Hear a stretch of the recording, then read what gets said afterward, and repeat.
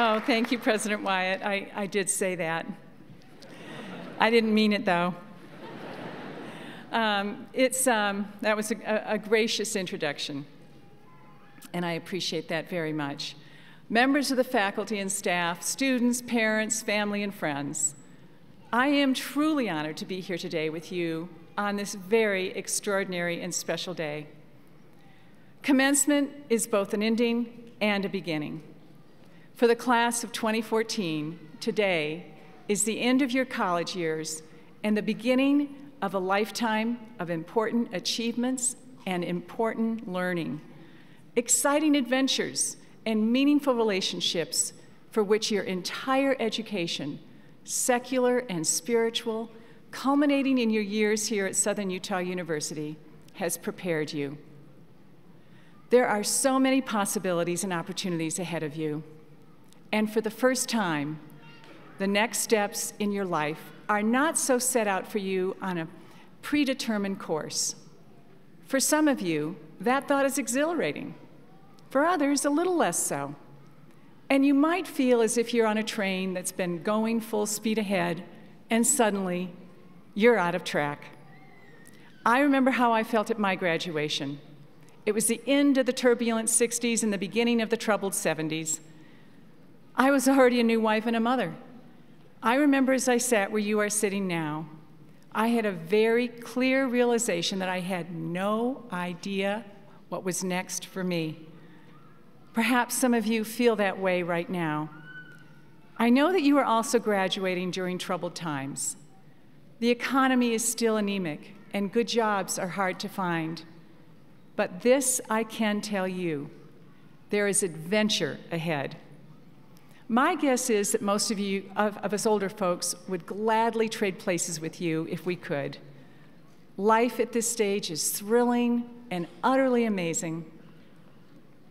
I have so much I want to tell you in so little time. So I've decided to offer 8 simple pieces of advice that I wish someone had told me at my graduation. Number 1, your friends from Southern Utah University will last a lifetime. On the other hand, I'm very sorry to say, much of the book learning and the memorization that you've done during these years and you've learned may not stay with you. I took Latin for 3 years. My dad had taken it himself in Wales. After all of his years of study, he said to me as I was starting my studies, the only thing he remembered was this simple phrase, which he learned in the first week: agricola portat aquam. Funny thing, after my 3 years of Latin, you know what I remember after all these years? Agricola portat aquam. My kids laughed when I told them that story, but you know what they remember from all their years of Latin? You guessed it. Agricola portat aquam. And I'm sure you'll all remember that too when you're in your 70s or wherever if you've studied Latin. I hope not. Maybe you'll be better than me. One of our son's favorite comedy sketches was by Father Guido Sarducci from the late night TV. He said he was going to start a 5-minute university. In 5 minutes, he said, you could learn everything that the average college graduate would remember 5 years after they graduated. So let me help you out here. So for his economics course, you needed to remember only these 3 words: supply and demand. For his course in business, all you needed to remember was this: buy something and sell it for more. For Spanish, you could boil it down to this: ¿Cómo está usted? Oh, followed by muy bien. And by the way, his 5-minute university would only cost $20, a real parent pleaser. Now, I certainly hope that you will remember more than that from what you learned, and more than what Father Sarducci predicted you will remember. Your faculty has worked very hard to ensure that. But while your lessons might grow a little foggy, your friendships can remain bright. As a new graduate, I imagined that my friends from school and college would inevitably be supplanted by new people I would meet. How wrong I was. My high school and college friends have brought me a lifetime of association enjoyment far beyond anything I could have imagined. Lynn Moon and I played field hockey together, rode horses together, and she even went out on a date with Mitt before I did. We've stayed close for over 40 years. She and her husband were some of our strongest supporters in our political campaigns. Your wealth in life will not be measured by your balance sheet because you cannot take it with you in the end. Life's wealth is comprised of the friends and family you hold dear. Do what it takes to keep your friendships from Southern Utah University alive and well. Number 2, if you want to get ahead, if you want to achieve success, guess what? Do someone a favor. In fact, do favors for lots of people. Some of the most successful people I know are those who go out of their way to do nice things for other people. Our friend Joe O'Donnell is one of the most successful and powerful people in Massachusetts. Because he got into Harvard on a football scholarship, he figured there was no way he could compete with the Harvard graduates in the business world. But there was something about Joe that was quite unique. He naturally went out of his way to help others. He would spend hours of his valuable time talking with you when you were in need of counsel, or giving your kids career advice, making arrangements to help a friend of a friend of a friend of a sick baby who got into the right doctor. It didn't matter who you were. Joe would go out of his way to help you. And because of that, today, he has friends from presidents to janitors. Going out of your way to help people is simply applying the golden rule.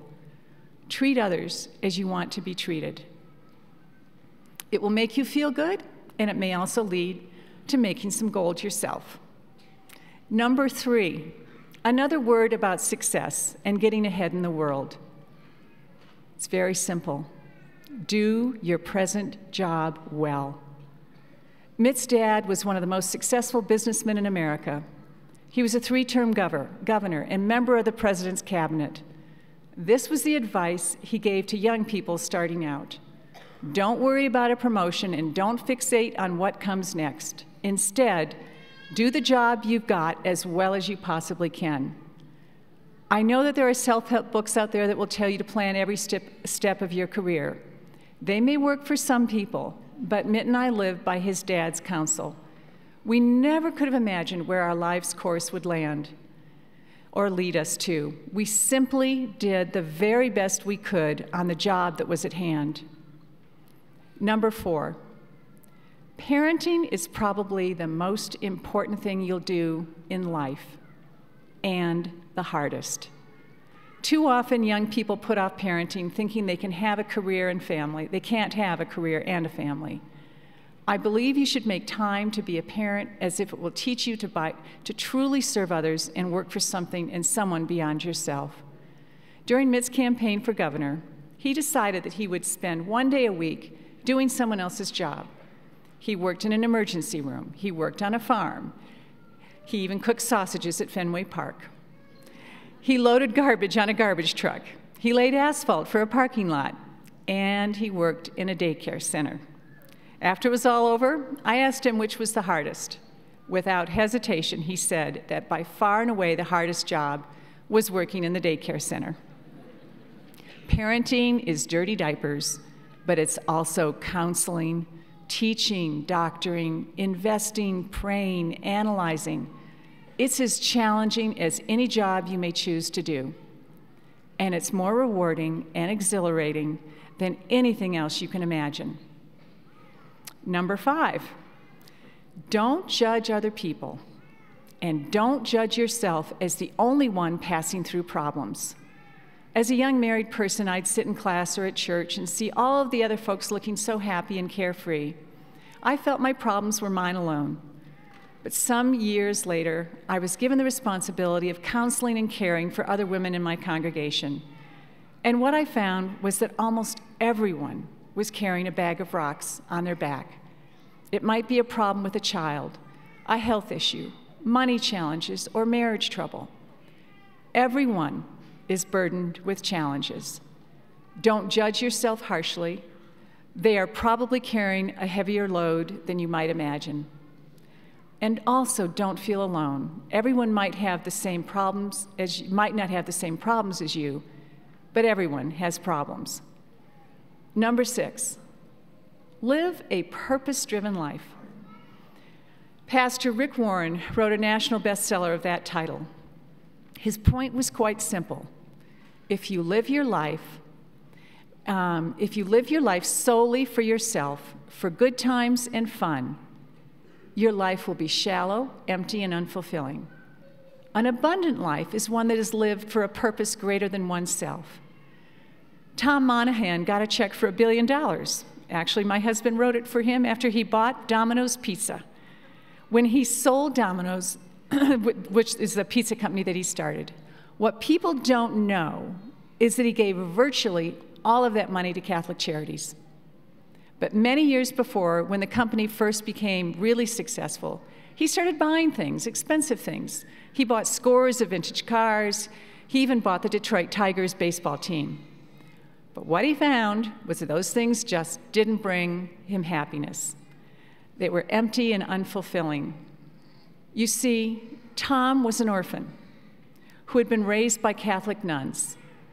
And after realizing that money really could not buy happiness, he decided to sell all the things he accumulated and devoted himself to his church. And he still does to this day. This, he told us, is what makes him happy.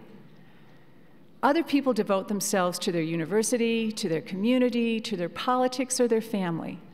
Living for something greater than oneself has made all the difference in the world to Mitt and me. In 1998, Mitt and I were living in Boston. Mitt's business was doing very well, but I wasn't. I had just been diagnosed with multiple sclerosis. My right leg was numb. I was losing my balance. I was stumbling. I was very fatigued and unable to do very much. Beyond anything else, I was frightened. The disease was progressing rapidly, and I had no idea how debilitated I would become. Then the phone call came from our friend Kim Gardner. Would we consider coming out to run the troubled Salt Lake City Olympics, then mired in scandal? Now, obviously, that was crazy.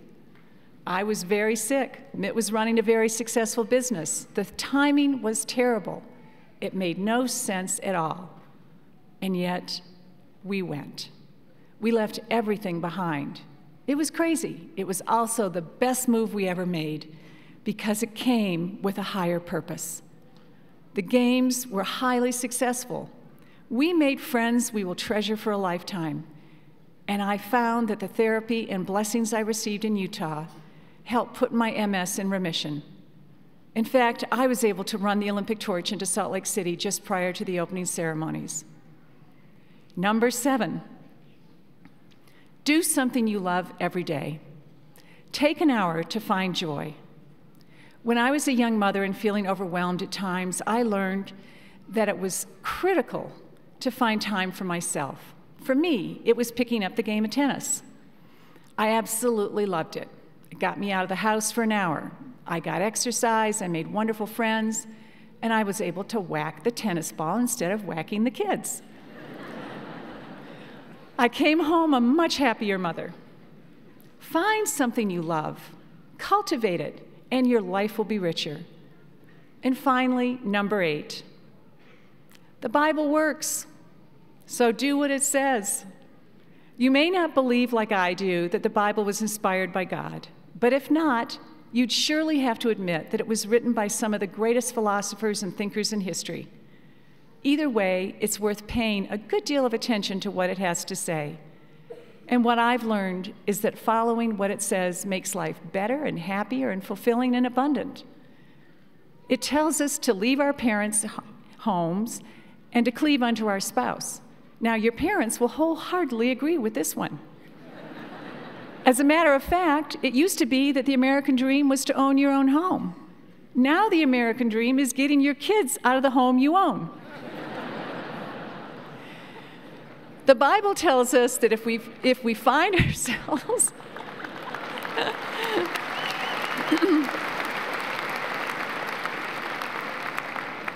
The Bible tells us that if we are to find ourselves, we must lose ourselves in the service of others. Over my lifetime, I have known some very unhappy people. I found the best cure for unhappiness is going out and doing something for someone else. The Bible tells us not to love money. And it gives us a way to make sure that doesn't happen. When Mitten got his first paycheck, his first salary, we went to tithing settlement with our bishop. The check Mitt wrote was so large that I cried for joy that we were able to give so much. I think Mitt also cried, but for a very different reason. The Bible records the admonition of Paul. Finally, brethren, whatsoever things are true, whatsoever things are honest, whatsoever things are just, whatsoever things are pure, and whatsoever things are lovely, whatsoever things are of good report, if there be any virtue, and if there be any praise, think on these things. If you lived by that charge, you would enjoy the sublime serenity and peace that Paul experienced. The lessons taught in the Bible and the gospel are meant for you and for your happiness here and now. And so, I offer my congratulations to you and to your parents today. A new adventure awaits. May God bless you to make the choices that will bring you lasting friendships, earned success, and enduring happiness. Thank you very much.